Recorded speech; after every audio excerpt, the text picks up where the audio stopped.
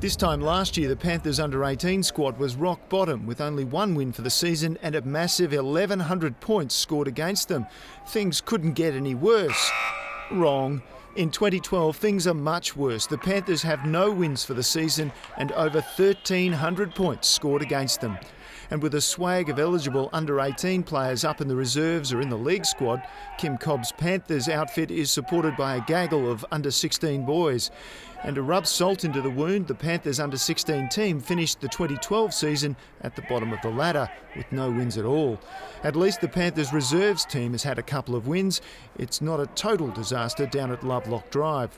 The under-18 reigning premiers visited Noarlunga Downs on Thursday night, well rested after a round 10 bye. Coach Julian Farkas was only too pleased to notch up another win and then enjoy the long weekend. And it all went like clockwork for the Magpies. 22 points up at the first break with goals to the two Lukes in Reynolds and McInerney. The Magpies should have put this contest beyond doubt early on, but once again some inaccuracy in front of goal gave the Panthers a lifeline. Luke McInerney did more than just kick 4 goals for the Magpies. His work rate throughout was nothing short of excellent.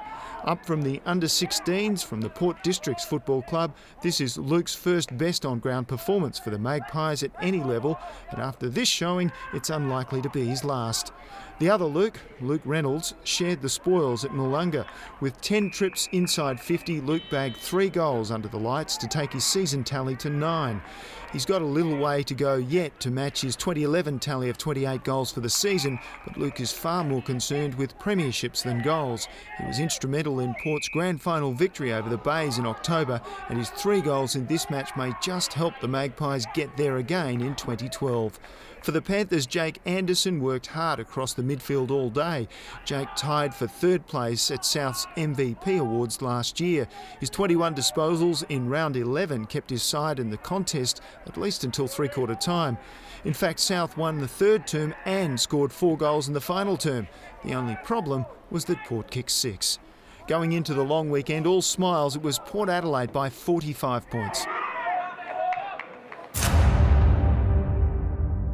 With no college football on over the long weekend, Norwood made the most of the opportunity to get a few key players like Mitchell Wicks and Tom Kerrin back into the mix.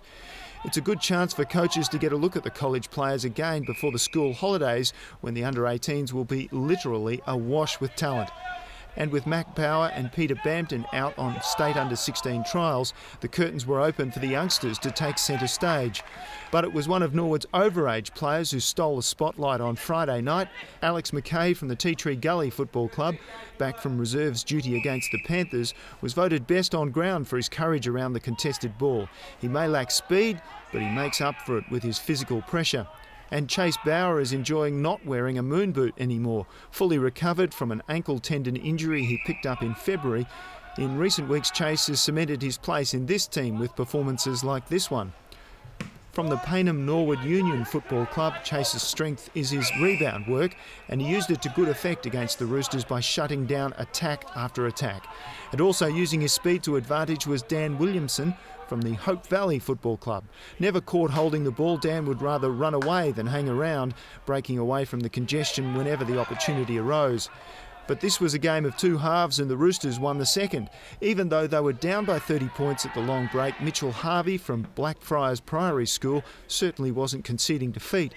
Mitchell kicked 10 huge goals in last year's under-16 grand final victory for the Roosters, and he never stopped working in this match with 23 hitouts to his name. He has a solid pedigree too, with Uncle Matt Rendell from Fitzroy in Brisbane providing the inspiration for Mitch. But at the final siren, it was Norwood by 28 points. In the match of the round, the Bulldogs came oh so close to stealing this fixture with a performance that suggests they might just be about to throw off the cellar-dweller tag. But for some unnecessary goal leakage, this would have and could have been the upset of the round. The Dogs started well against a blood side full of holes, with players out to state duties at both under-16 and under-18 level, players promoted to the reserves and others out through injury. West Adelaide almost came into this contest as underdogs. But the return of a few college footballers would end up being enough to take full points.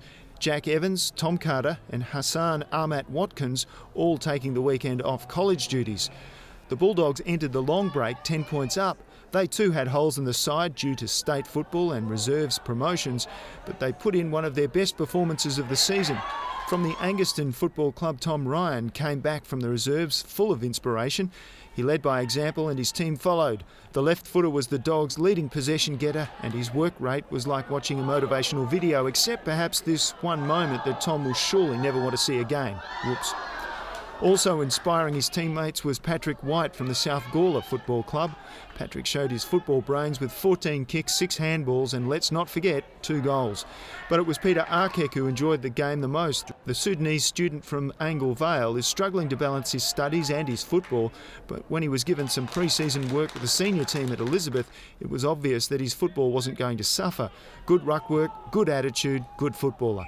At half-time, Westies coach Jared Mears allowed the boys to analyse their own game, and it paid off with Jack Evans getting down to the business of winning possession in the second half. The 17-year-old from the Edwardstown Football Club kicked the ball a game-high 22 times, and Caden Brand found the goals 4 times with no misses from the under-18 state squad player. It was Kieran who popped through the last goal of the game in the 24th minute to seal the deal for West. For those who braved the freezing conditions on Friday night, they were rewarded with a magnificent contest. In the end, it was the Bloods by just 12 points. With all of the other under-18 matches over by Friday night, the Eagles and the Tigers had to put any thoughts of camping on hold for another day, with an important Saturday fixture to take care of first. But from all accounts, the Tigers were already in holiday mode when the sirens started this match. The 2011 grand finalists didn't score a goal in the first half, not one. The Eagles were 10 goals up at half-time, but instead of pitching tent in their defensive zone, they continued to pile on the pressure and the goals. It's fair to say that no one saw this coming. But with a swag of talls back in the side for the weekend, the Eagles controlled the ball from start to finish.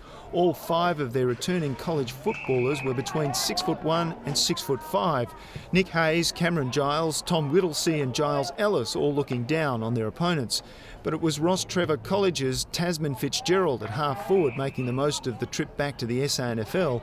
His aerial supremacy saw him take 13 marks in the match and earned the best on-ground tag for the first time for the Eagles. It's a far cry from life back on the farm in Kyancutter, and the under-18 state squad member even managed a goal for all his hard work. Matthew Appleton from South Australia's Copper Triangle played on ball all day, and he got plenty of it too, with a whopping 45 disposals to his name, the second time in a row he's had over 40 touches in a match. When coach Shane Grimm yells out instructions to Tom Schwartz, half the team turns to look.